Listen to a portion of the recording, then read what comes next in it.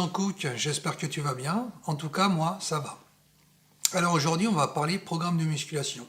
J'avais déjà fait une vidéo sur le programme de musculation, enfin sur mon programme plus exactement il y a quelques temps. Mais aujourd'hui, on va s'interroger sur le fait, est-ce qu'il faut changer souvent son programme de musculation? Alors, on va un peu dégrossir tout ça pour s'y retrouver. Parce que sur Internet, tu trouves des tas de programmes musculation exotiques qui te promettent monts et merveilles, avec des tas de variables, mais il faut savoir que la base reste toujours la même, c'est-à-dire s'entraîner avec des exercices polyarticulaires et varier son entraînement. Alors, ce que j'entends par varier son entraînement, ça ne veut pas dire faire un entraînement différent à chaque semaine.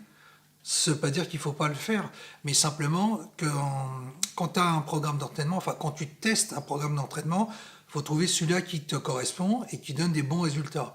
À partir de ce moment-là, ce programme, tu le gardes. Mais il faut savoir que tu peux le faire évoluer. C'est-à-dire tu peux le faire varier dans des tas de choses. C'est-à-dire, par exemple, tu peux raccourcir les temps de repos, tu peux travailler en série longue, en allégeant au besoin la charge, tu peux faire un maintien de la contraction en haut de chaque mouvement. Donc, tu as plusieurs possibilités. Après, tu peux faire d'autres choses. Par exemple, tu peux changer un ou deux exercices dans ton programme. Donc, tu vois, tu as beaucoup de possibilités par rapport à ça. Après, quand ton programme donne des bons résultats et que tu peux le varier, ce qui fonctionne pour tous les groupes musculaires, entendons-nous bien, ça t'empêche pas après de faire d'autres entraînements complètement différents, tu vois. Mais si tu as un bon programme à la base, il faut le garder. Mais après, tu peux faire des tas de combinaisons. Dans le passé, tu avais des bodybuilders comme Mike Manzer, qui lui avait une approche différente, c'est-à-dire, contrairement à Schwarzenegger qui faisait beaucoup de séries interminables pour faire travailler les muscles sous tous les angles possibles, lui, il faisait Mike Manzer faisait trois séries par exercice avec deux séries d'échauffement. Et la dernière série, il allait jusqu'à l'échec. Donc, tu vois, pour bien se cramer. Après, bon, tu as eu d'autres bodybuilders qui se sont inscrits dans cette lignée, comme je pense à Dorian Yatt, qui lui avait une approche complètement différente, c'est-à-dire que lui, il travaillait sur l'intensité.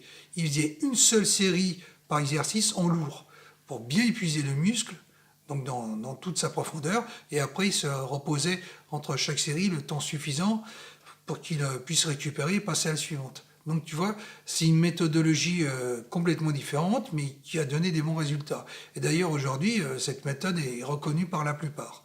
Donc moi, je t'invite à tester sur toi différentes méthodes. Les exercices, tu peux trouver dans des bouquins spécialisés, comme la méthode de Lavier. Il a écrit plusieurs ouvrages dessus. Tu as des très bonnes vidéos qui parlent justement de ces exercices. Tu peux même prendre un coach si le besoin s'en fait sentir. Donc, tu as des tas de possibilités. Donc, il faut que tu testes toi-même ce qui te donne des bons résultats et le garder. Et surtout, te prendre un carnet d'entraînement où tu vas vraiment noter ce qui te réussit le plus en termes d'exercice, de séries, de temps de repos, de volume d'entraînement. Donc, tout ça, ça va être d'une aide vraiment très précieuse. Maintenant, est-ce que les programmes d'entraînement des bodybuilders professionnels ne sont réservés qu'à eux? Moi, je dirais non. Tout le monde peut les réaliser, mais simplement la différence se fera au niveau du volume d'entraînement. Parce que si tu essaies de faire un tel volume, déjà, tu vas difficilement y arriver, mais surtout, tu seras complètement épuisé avant d'avoir été au bout, parce que tu n'as pas de génétique, mais surtout, tu n'es pas chargé. Donc, il y aura un moment où ça sera complètement contre-productif. Donc, tu peux t'en inspirer, mais tu réduis par contre la charge de travail. Donc tu vois, tu as des tas de possibilités. Donc moi, je t'invite à tester, essayer, voir ce qui marche pas. Mais pas seulement dans le développement musculaire, mais aussi en termes de récupération. Parce que ça, il faut aussi en tenir compte. Parce que si tu as un programme qui te met sur les rotules, qui te fatigue durement, déjà tu vas freiner tes progrès, ça va être contre-productif, tu vas être tout le temps fatigué, tu vas être d'une humeur massacrante. Au niveau santé, ça va être la catastrophe, parce que la fatigue accumulée, ça finit par créer des maladies à long terme.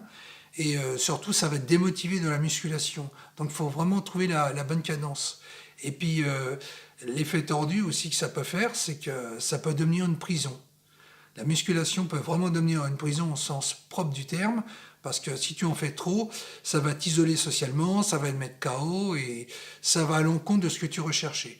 Donc, faut s'entraîner intelligemment et tester ce qui donne le meilleur résultat sur nous.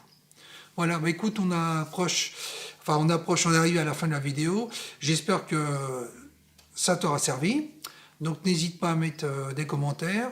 N'hésite pas à mettre un like, ça vraiment j'apprécierais parce que il n'y en a pas souvent. Donc ce que je fais, je le fais gratuitement. Je passe beaucoup de temps. Des fois des vidéos m'ont demandé beaucoup de travail sur plusieurs jours. Donc je te demande juste d'avoir la gentillesse de mettre un like si tu as apprécié la vidéo. Moi ça me motivera et ça m'encouragera à en faire d'autres.